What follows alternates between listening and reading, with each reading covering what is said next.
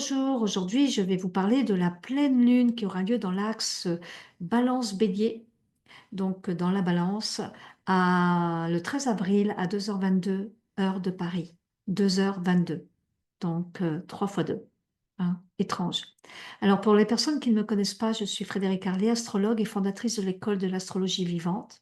Et si vous souhaitez en savoir plus sur l'astrologie vivante ou vous former à l'astrologie, eh bien je vous mets le lien ci-dessous. Comme ça, vous pouvez avoir toutes les informations. Si vous souhaitez avoir une guidance, c'est pareil, je vous mets le lien ci-dessous.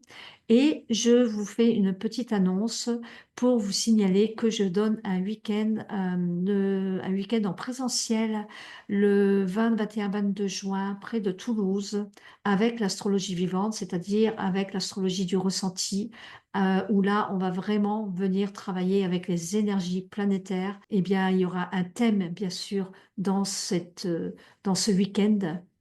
Et le thème, c'est comment réaliser votre rêve.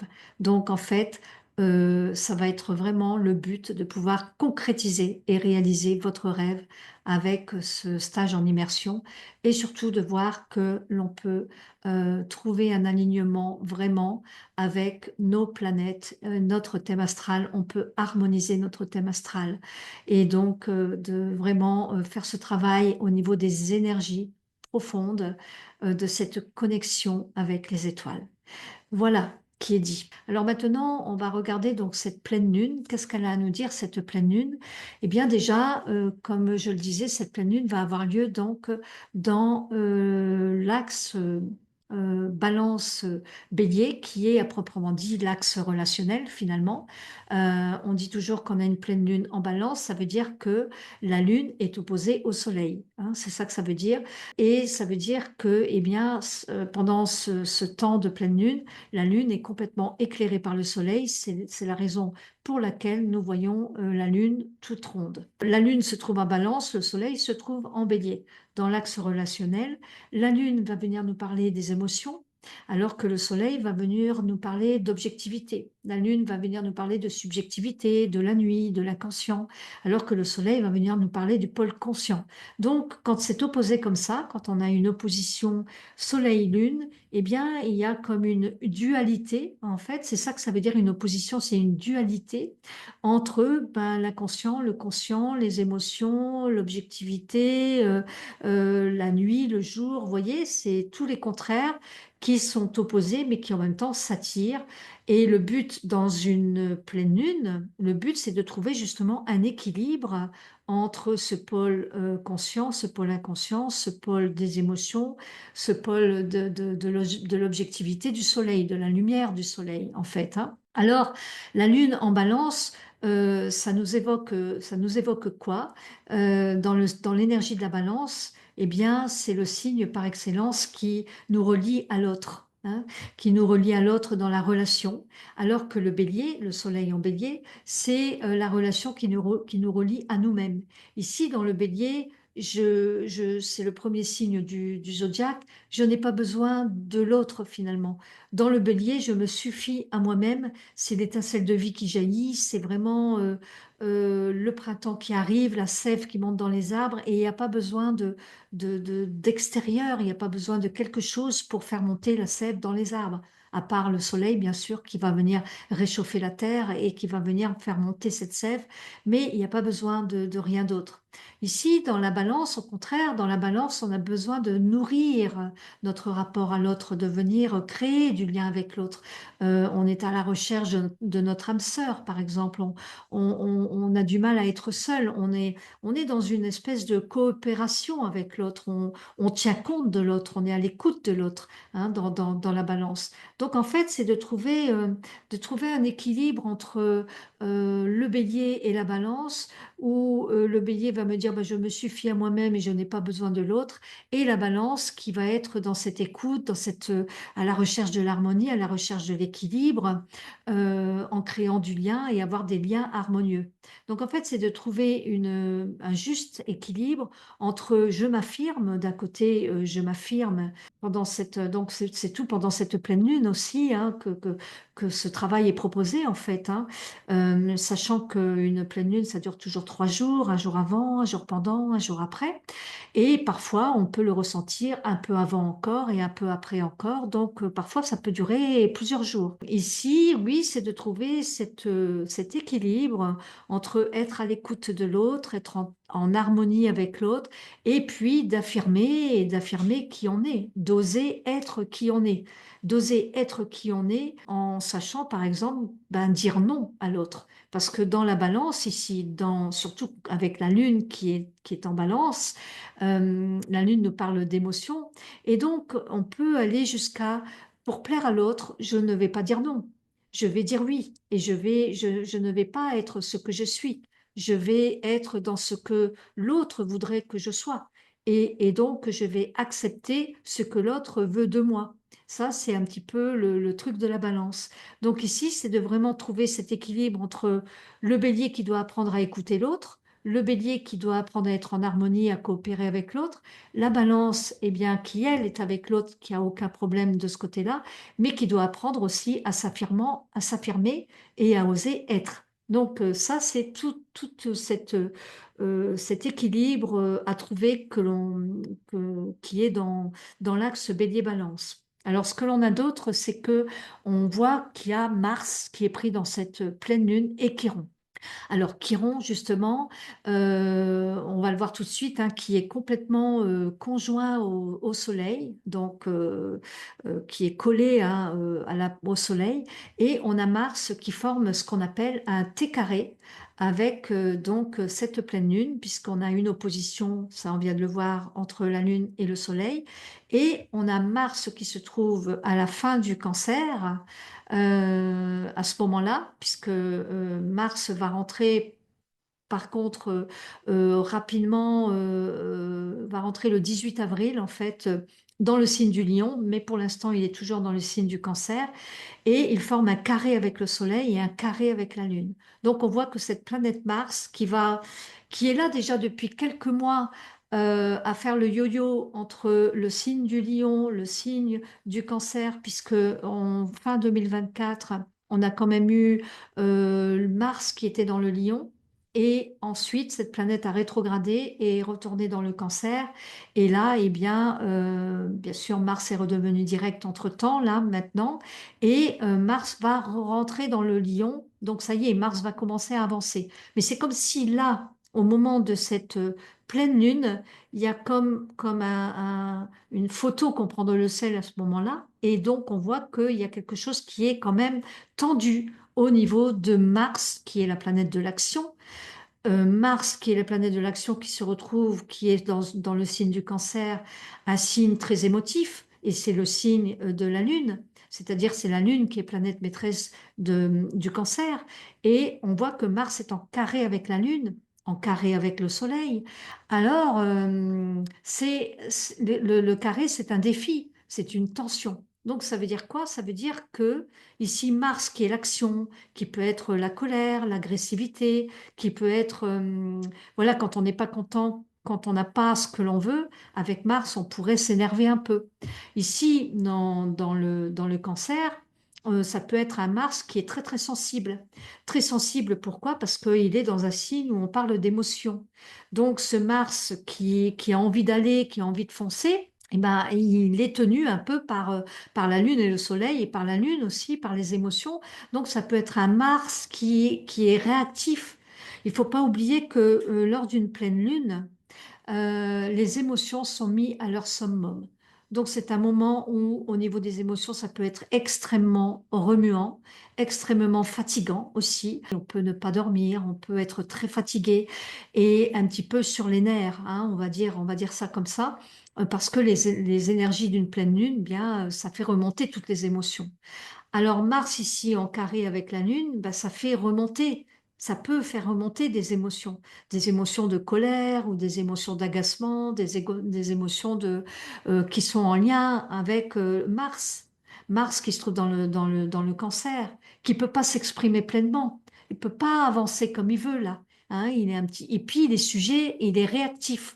En fait, nous avons un Mars qui est très réactif. Donc le conseil, vraiment le conseil pour cette pleine lune avec ce Mars qui est pris en carré comme ça avec la Lune et le Soleil, eh bien, c'est vraiment le lâcher prise. Lâcher prise, parce que Mars est aussi une planète qui nous parle de lâcher prise.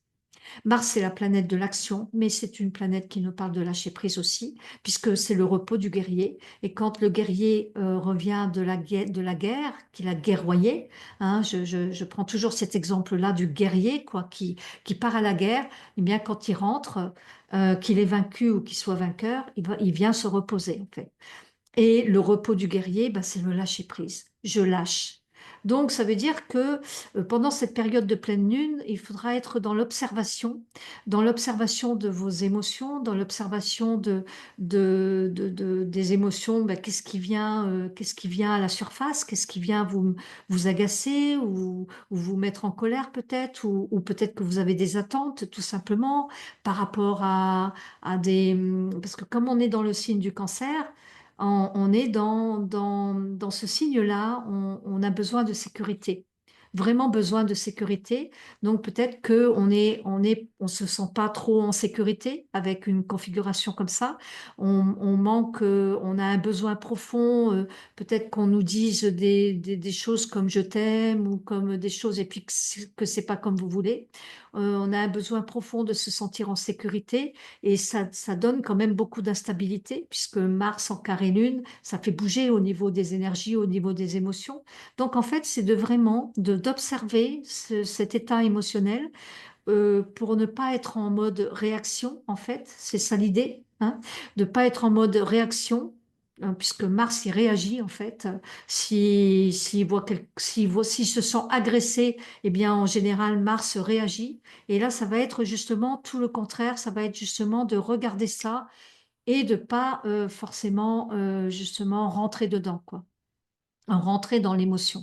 Donc ça va être tout ce jeu, tout ce travail, en fait. Cette clé de dire, bah, juste, j'observe, bien sûr, ça n'empêche pas d'être dans l'émotion, mais vous êtes dans l'émotion, vous regardez l'émotion et vous vous dites, OK, je suis par exemple, hein, je donne un exemple, je suis dans la colère, eh bien, OK, je suis dans la colère, ça sert à rien de vouloir dire, bah, je suis en colère, mais il faut pas que je sois en colère. Hein, c'est pas comme ça que ça fonctionne. On est en colère, on regarde la colère et on la laisse passer. On se dit, bah, je ferai mieux la prochaine fois, mais pour l'instant, ok, j'accepte d'être en colère. C'est déjà une première avancée, quoi. Hein. Si vous vous retrouvez toutefois pris dans un émotionnel un peu trop dur à gérer, c'est la clé d'accepter que vous soyez un peu pris dans cet émotionnel et puis de toute façon, après, ça va durer que 2, 3 jours. Hein. Après, l'orage va passer, on va dire. Donc voilà pour ce T carré avec Mars et Chiron qui se trouve donc conjoint au Soleil. Chiron, c'est le blessé, c'est la blessure. C'est ce centaure dans la mythologie qui se retrouve blessé et qui va voir les dieux et qui demande aux dieux, ben voilà, je souffre tellement de ma blessure parce que c'était un immortel, Chiron, c'était un immortel, et il souffre tellement d'avoir été blessé parce que c'est une blessure qui ne guérit pas et bien, il va demander aux dieux de pouvoir devenir mortel. Donc, dans cette symbolique, on voit que à un moment donné, Chiron nous demande de mourir à notre blessure, en fait. Et en fait, ici, peut-être que le soleil, qui est la lumière, hein, qui est notre lumière, faut pas l'oublier quand même, eh bien, va complètement éclairer cette blessure et dans le bélier, Chiron qui se trouve dans le bélier, c'est une blessure qui est souvent reliée à l'identité, hein, puisque c'est le premier signe. Donc, par analogie, c'est avec la maison 1. Donc, en fait, ce Chiron, c'est une blessure d'identité. Une blessure où peut-être on ne se reconnaît pas, où on ne nous reconnaît pas. C'est une blessure qui peut être reliée au passé aussi, une blessure d'identité qui est reliée au passé, parce qu'elle se trouve quand même en carré avec ce Mars, qui se trouve dans le Cancer, et cette Lune en face qui nous parle du passé. Donc en fait, il peut y avoir une revisite ici voilà, de quelque chose qui s'est passé dans le passé, qui vous a profondément blessé et qui vous a touché dans votre propre être, en fait, qui vous a touché au niveau de votre identité, au niveau de votre personnalité, et qui touche votre être en fait. Donc, le soleil va peut-être mettre en exergue ça pendant cette pleine lune, et ce sera peut-être le moment justement, eh bien, de pouvoir passer à la guérison. Parce que autant Chiron nous parle de la blessure, quand on parle de blessure, on parle de guérison. Donc en fait, une blessure, c'est fait pour être guéri, mais pour cela, il faut pouvoir aussi la voir.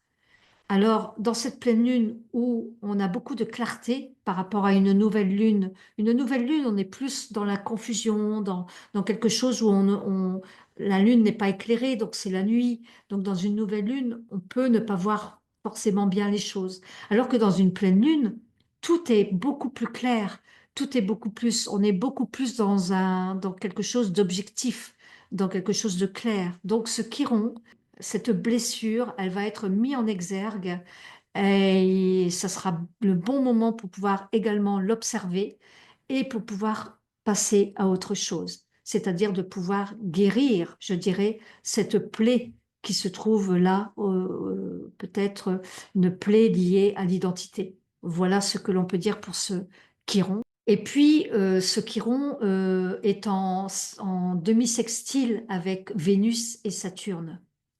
Nous avons beaucoup de planètes dans cette pleine lune. Nous avons encore beaucoup de planètes dans le Poisson. Nous avons Neptune qui est rentré dans le signe du Bélier le 29 mars. Donc, ben voilà, Neptune se trouve dans le Bélier. Bon, ok.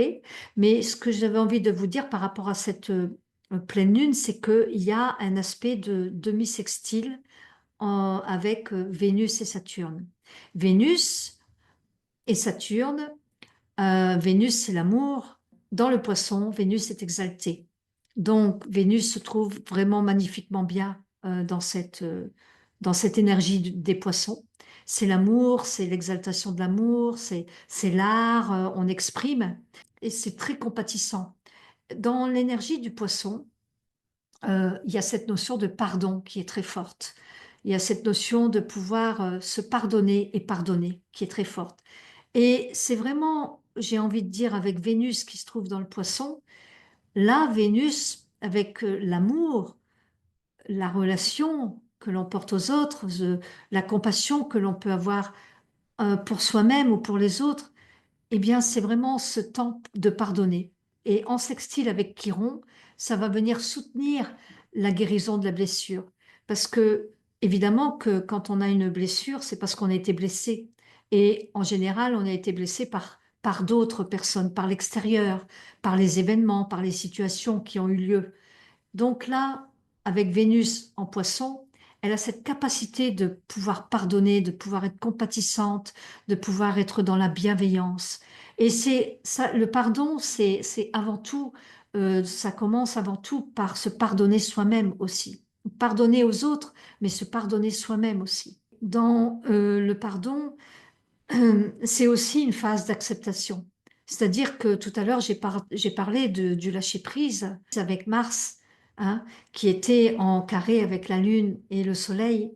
Et on retrouve Mars ici qui va être en trigone, c'est-à-dire en aspect de soutien avec Vénus. Donc cette Vénus, elle est en demi-sextile avec le Soleil et Chiron, et elle est également en trigone avec Mars. Alors vous voyez, cette blessure qui va être mise en exergue, ou probablement mise en exergue si vous êtes connecté aussi à cette observation de vous-même, hein, bien sûr, j'ai envie de dire, eh bien, les aspects, les configurations planétaires sont là pour vous soutenir, pour pouvoir faire ce travail de pardon. Et moi, je vois que Vénus trigone Mars, Mars qui demande à lâcher prise ici dans le Cancer, Vénus qui est là pour, voilà, pour assouplir, pour apporter de l'amour à notre être ou de l'amour aux autres, eh bien, il y a ce travail de pardon qui peut être fait, vraiment. On voit aussi que Chiron et le Soleil est en demi-sextile avec Saturne.